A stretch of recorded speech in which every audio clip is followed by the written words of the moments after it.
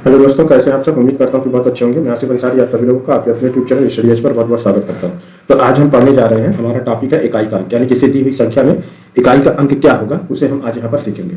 और ये हमारी देखो, ये शॉर्ट ट्रिक के माध्यम से सीखेंगे और ये इंपॉर्टेंट है फॉर ऑल एग्जाम के लिए। ये हमारा क्वेश्चन नंबर 21। इसमें देखो दिया गया है, यह है कि 870 की घात कितनी है 15 माइनस 217 की घात कितनी है 10। इसमें हमें पता करना है कि इकाई का अंक क्या होगा। तो सबसे पहले हम 870 देखते हैं। 870 में इकाई का अंक कितना है 0।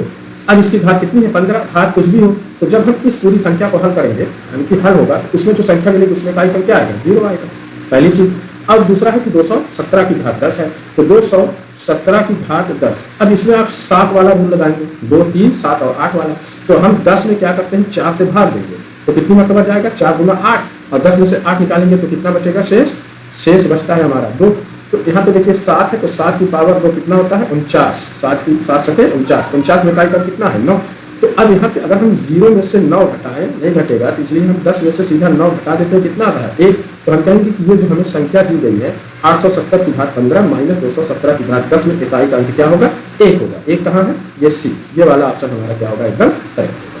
अगला क्वेश्चन ये हमारा 22वां है। इसमें देखो दिया गया है कि 346 है ना, इसकी पावर कितनी है 2, और इस पूरे की पावर कर दी गई है 7, और हमसे पूछा गया है कि इसमें इकाई का अंक क्या होगा। तो चलो इसको हम हल कर लेते हैं। तो 346 की पावर कितनी हो जाएगी, 2 का हम गुणा कर दें 7 में, 2 7 कितना हो गया 14। अब 346 की घात 14 को हल करने पर जो संख्या आएगी उसमें इकाई का अंक क्या होगा। ऑप्शन हमारे पास है 6 2 7 और 3। तो यहाँ पे देखो, अब इसमें क्या है इकाई का अंक कितना है 6।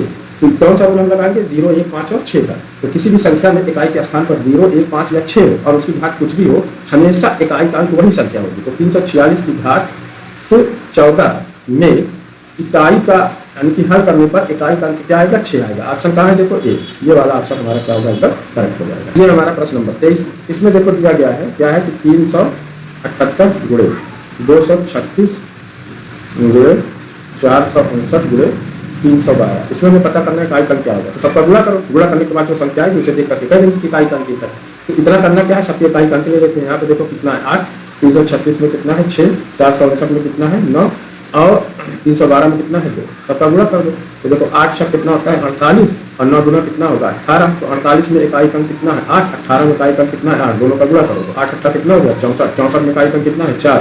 तो सीधे ऑप्शन डी हम कहेंगे यही हमारा क्या होगा एकदम करेक्ट होगा। प्रश्न नंबर देखो 14। इसमें देखो 3 की घात कितनी है 99 माइनस 3 की घात कितनी है 50। इसमें हमें बताना है कि इकाई का अंक क्या होगा। यहाँ पर रूल हम कौन सा अप्लाई करेंगे 2 3 7 और 8 वाला। तो सबसे पहले हम क्या करते हैं कि जो घात दी गई है उसमें हम 4 से भाग देते हैं। तो पहले देखो 99 है, 99 में हम 4 से भाग दे देंगे, कितनी मरतबा जाएगा देखो 4 गुना के 8, 9 में से 8 निकाला कितना बच्चा 1, 1 के आगे हम 9 उतारेंगे तो 19 हो जाएगा, और ये हो जाएगा 4 चौको 16, 4 चौको 16, 24 बार जाएगा। तो 19 में से हम 16 निकाल लेंगे तो कितना बचेगा 3, यानी कि शेष हमारा कितना बच रहा है 3 बच रहा है। शेषफल जो बच रहा है वो 3 बच रहा है। तो यहाँ पे 3 है ना इकाई का, तो 3 की पावर 3 कर लेंगे।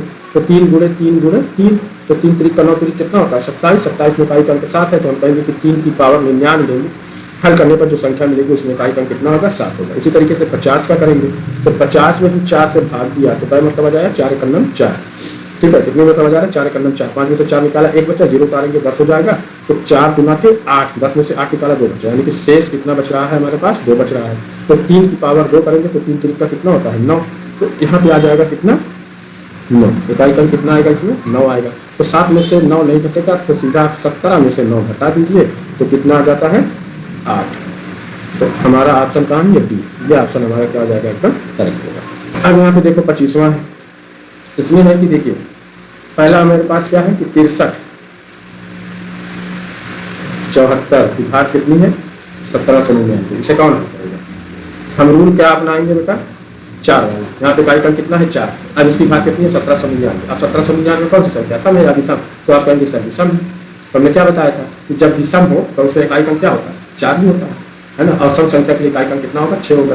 तो यहाँ पर हमारा जो इसे हम हल करेंगे तो इसमें इकाई का कितना आ जाएगा 4 आ जाएगा। बोले अब यहाँ पे देखो 625 है, 625 में अब इकाई का कितना है 5 है। अब इसकी घात कुछ भी हो इकाई का क्या आएगा 5 आएगा। अगला देखो यहाँ पे फिर 4 है। अब यहाँ पर देखिए इकाई कितना है 491 है ना, यह है 314 और इसकी घात कितनी है 491। अब ये 491 भी क्या है, ये एक विषम है ना। तो जब विषम है तो इकाई क्रम कितना आएगा, 4 आएगा। यहाँ पर भी आप 4 आएगा। तो अब देखो अगला, अब यहाँ 5 है ना। 5 का गुणा किसमें हो रहा है, सम संख्या में या विषम संख्या में। तो सम संख्या में होगा। जब भी 5 का गुणा किसी सम संख्या में गुणा हो तो जो संख्या मिलेगी उसमें इकाई क्रम क्या होगा, हमेशा 0 होगा। तो ऑप्शन बी जो है ये हमारा एकदम करेक्ट हो जाएगा, सीधा हम इसको टिक कर देंगे। अब देखो ये प्रश्न नंबर क्या है हमारा 26 है ना।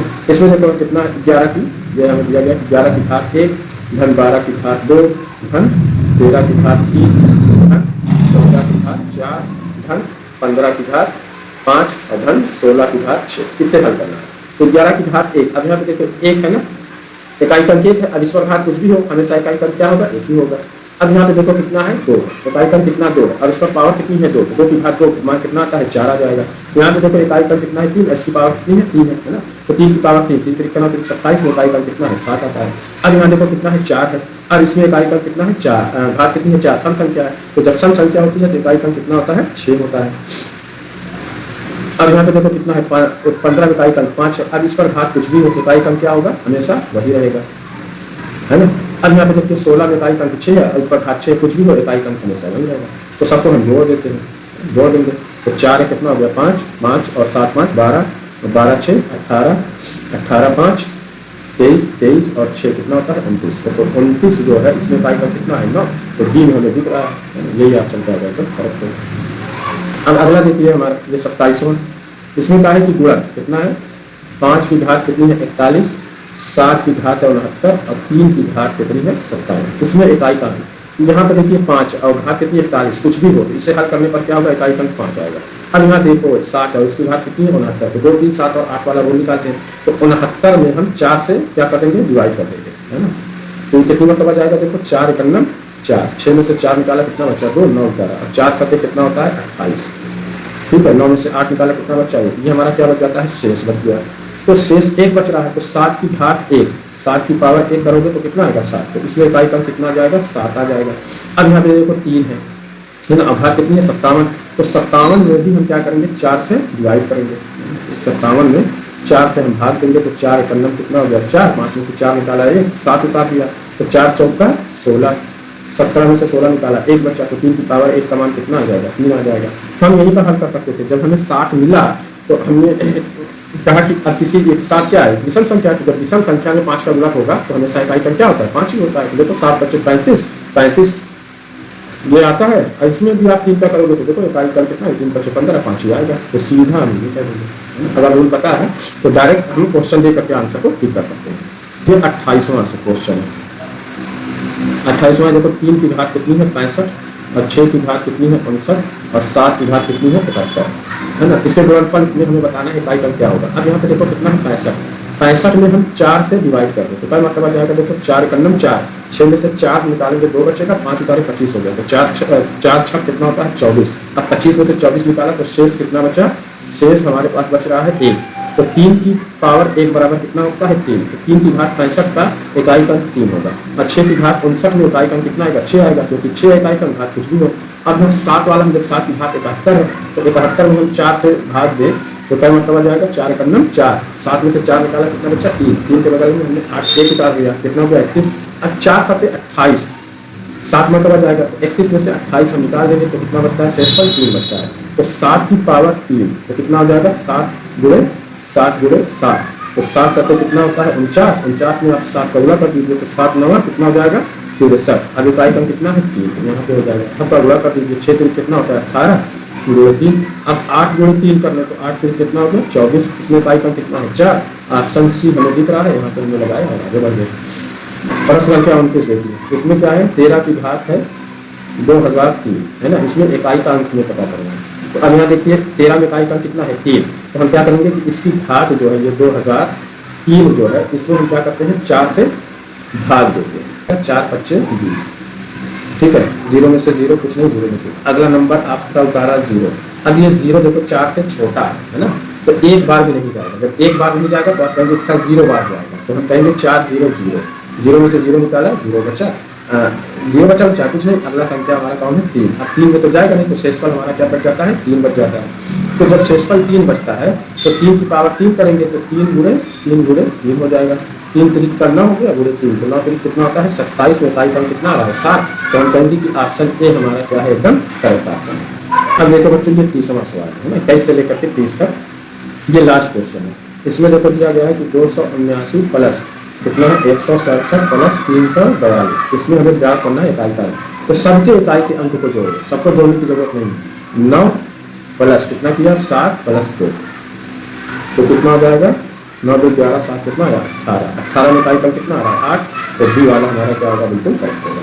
तो ये था हमारे कुछ रूल थे इकाई के अंक को ज्ञात करने के लिए, है ना। तो कुछ रूल्स को भी हमने इसमें देखा और कुछ क्वेश्चन को भी देखा जो मोस्ट इंपॉर्टेंट क्वेश्चन थे, कई बार एग्जाम में पूछते थे।